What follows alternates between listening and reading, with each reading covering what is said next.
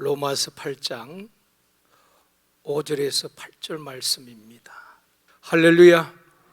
오늘 7에서 10 남전도에 맞죠? 네, 찬양 감사합니다.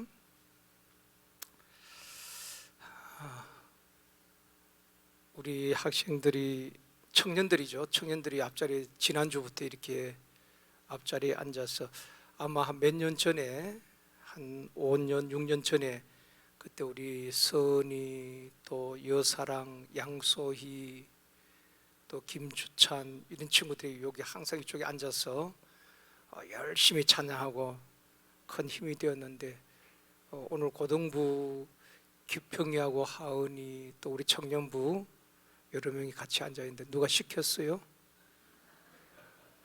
앉으라고 그랬어요? 그냥 자원해서 자기들끼리 이렇게 앉자 해가 앉은 거예요? 그렇구나. 누가 주동한 거예요? 주도한 사람이 있을 거 아니에요? 주연이가 주도한 건가? 태영이? 서은이가? 그렇구나. 서은이가 우리 뒤에 앉지 말고 앞에 앉자. 그렇구나. 우리 앞에 있는 우리 청년 학생들 우리 격려 박수 한번 칩시다.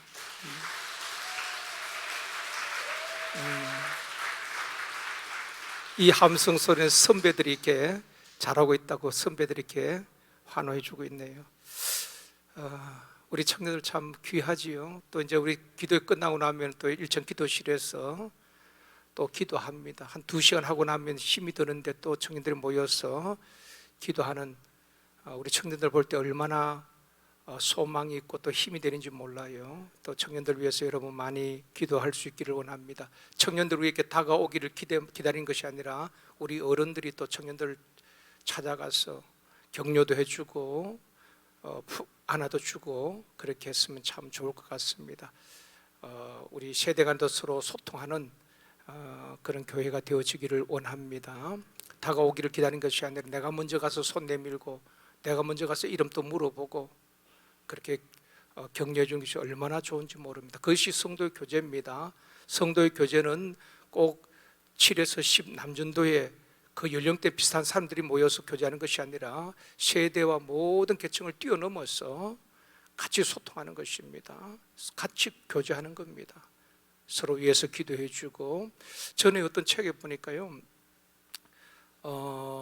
부산에 있는 호산나 교회가 있습니다. 큰 교회죠. 제자 훈련으로 크게 성장한 그 교회에서는 입구에 가면 항상 백발의 장로님들, 연세 드신 장로님들이 교회 앞에서 오는 성도들을 다 맞아주고 또 환영해주고 또 삶의 현장에서 여러 가지 고민들이 있잖아요. 사업 문제, 창업 문제, 여러 가지 가정의 문제, 그 고민들을 그 장로님 앞에 가서 또 장로님 이런 문제가 있습니다. 상담을 하고 또 같이 기도해 주고 그래 장로님들이 멘토 역할을 하는 것입니다.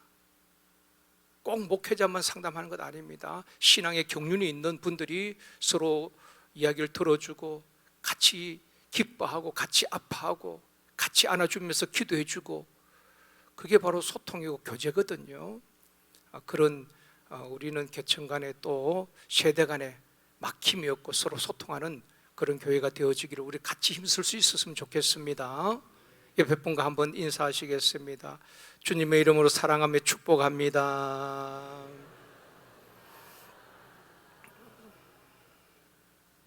다시 한번 이 밤에도 역사가 일어납니다. 네, 오늘 우리 늘 금요일마다 이렇게 반주해 주는 우리 그 편창은 청년 오늘 부모님 또 이사를 했어요?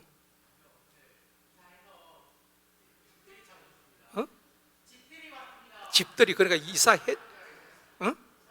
그러니까 장은이가 이사했냐 물으면은 이사했습니다 안 했으면 그렇게 말하면 되지. 장은이한테 한마디 질문하면 여러 가지 이야기하니까 그러니까 장은이가 오늘 이사를 했는데 부모님이 포항에서 올라오시가 집들이 했다.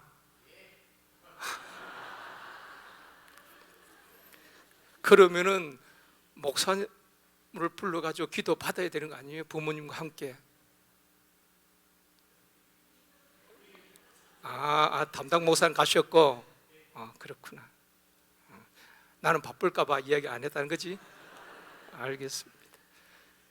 초대를 해야지 뭐라도 사들고 가지.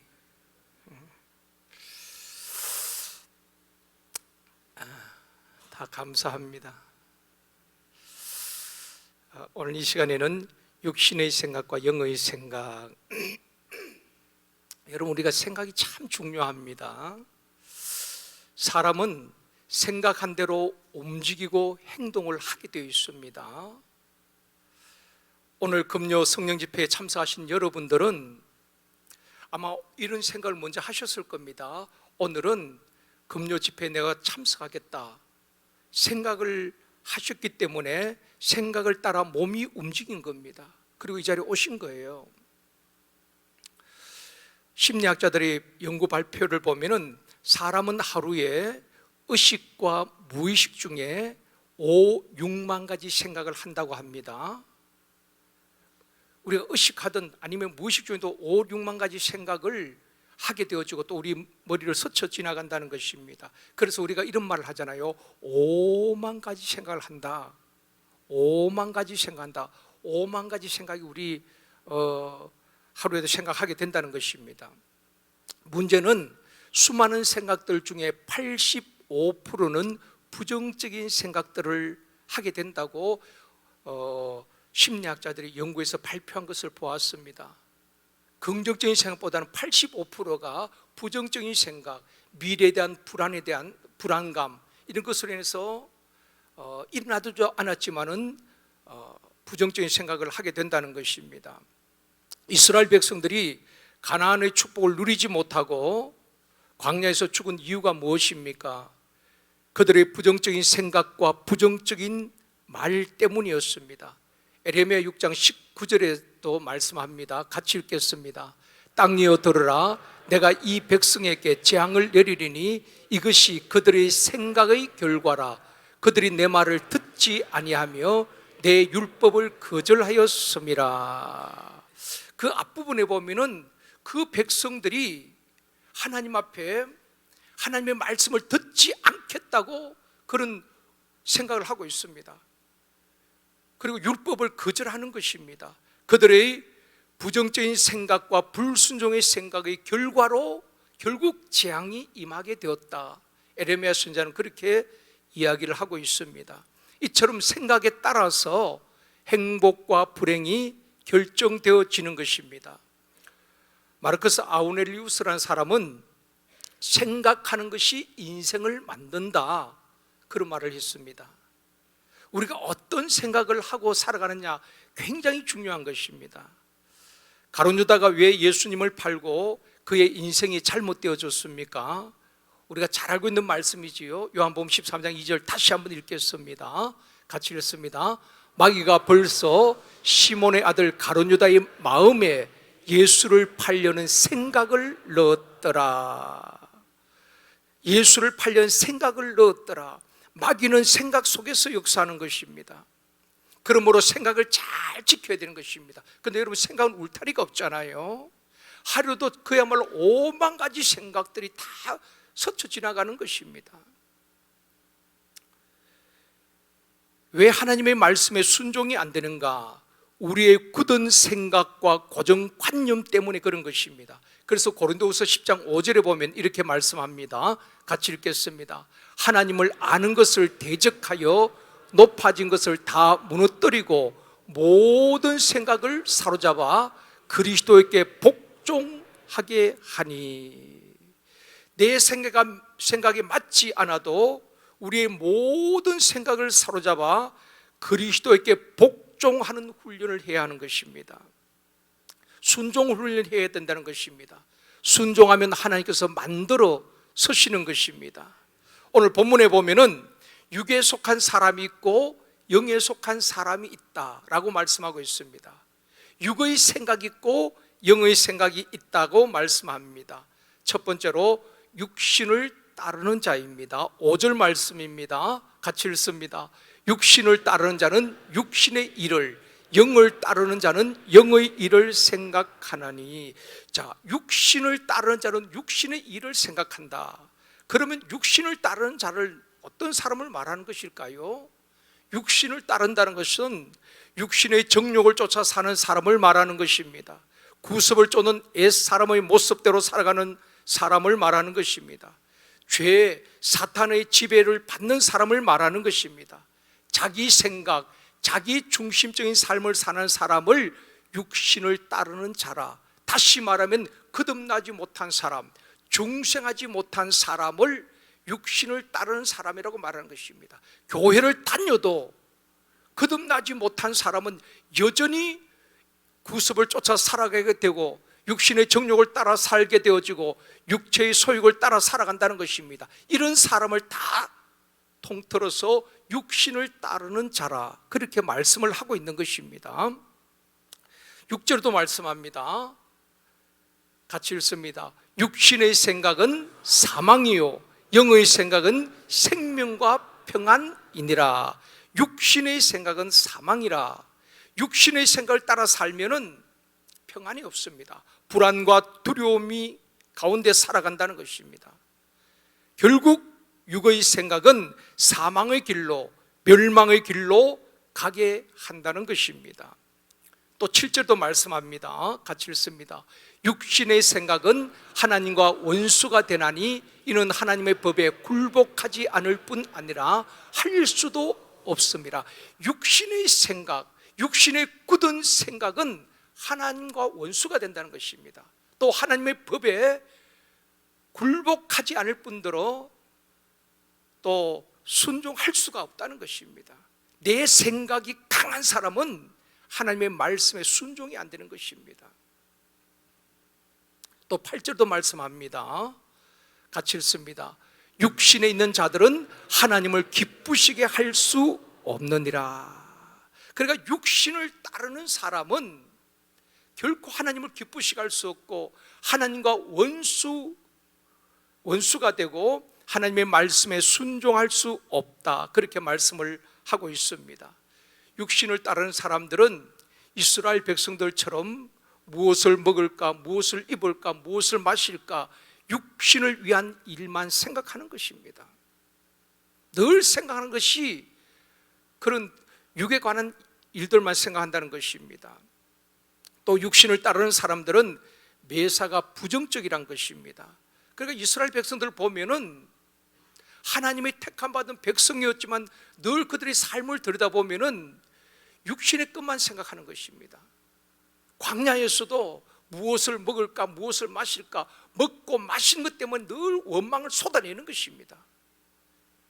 영적인 면보다도 육적인 소욕이 강하게 그들을 지배하고 있었다는 것입니다. 결국 그들은 광야에서 다 죽게 되지요. 육신의 생각은 결국 사망이라는 것입니다. 사랑하는 성도 여러분, 우리는 육신의 생각을 따라서, 육신의 소욕을 따라서 사는 사람이 아니라 육신을 쳐서 복종시켜야 되는 것입니다. 그런데 육을 따르는 사람은 늘 육신의 것만 생각할 뿐 아니라 부정적인 것입니다. 매사가. 우리도 마찬가지입니다. 우리 샘터는 안 돼. 모이는 것도 힘들어. 또 화요 전도도 행복 모임도 저 사람은 안 될 것 같아. 늘 생각하는 것이 부정적입니다. 사랑하는 성도 여러분, 사람은 할 수 없으나 하나님은 하실 수 있습니다. 성령이 하시면 능치 못할 일이 없는 줄 믿습니다. 샘터 모임이든 전도든 우리 다음 세대, 차세대의 교육부서든 내가 하는 것이 아니라 성령님을 의지하고 성령님이 하시면 우리 샘터 100번씩 할 수 있습니다. 성령님이 하시면 영아부, 유치부 부흥할 수 있습니다. 성령이 하시면 유년부, 초등부, 중등부, 고등부 배가 성장할 수 있습니다. 믿음으로 선포할 수 있기를 주님의 이름으로 축원합니다. 두 번째로 영을 따르는 자가 있습니다. 육을 따르는 자가 있는가 하면은 영을 따르는 자가 있습니다. 영을 따르는 사람은 어떤 사람을 말하는가? 성령의 지배를 받는 사람, 성령의 통치가 이루어지는 사람을 말하는 것입니다. 영을 따른다는 것은 주님을 따르는 사람을 말하는 것입니다. 또 말씀을 따라 사는 사람을 영을 따르는 자라, 그렇게 말하는 것입니다. 5절 말씀 다시 읽겠습니다. 같이 읽습니다. 육신을 따르는 자는 육신의 일을, 영을 따르는 자는 영의 일을 생각하나니.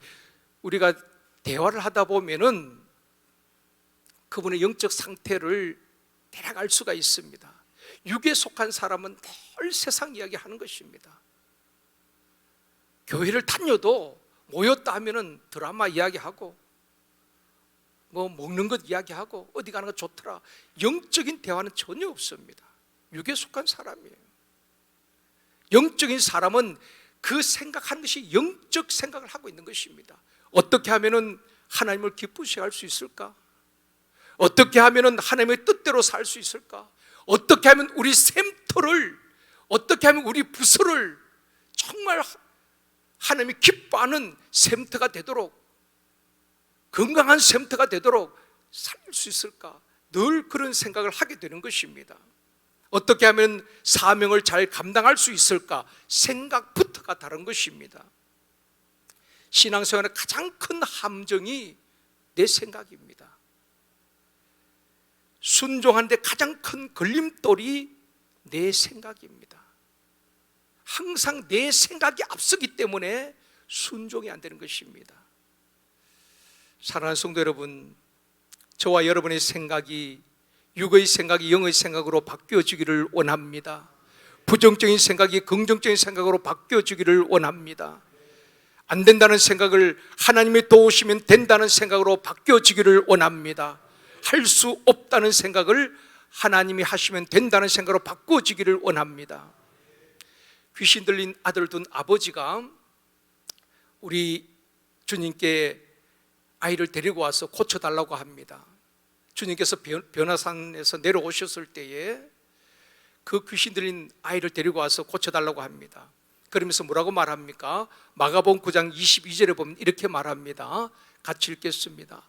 귀신이 그를 죽이려고 불과 물에 자주 던졌나이다. 그러나 무엇을 하실 수 있거든 우리를 불쌍히 여기사 도와주소서. 그 아버지가 주님 앞에 무엇을 하실 수 있거든 우리를 불쌍히 여기사 도와주옵소서.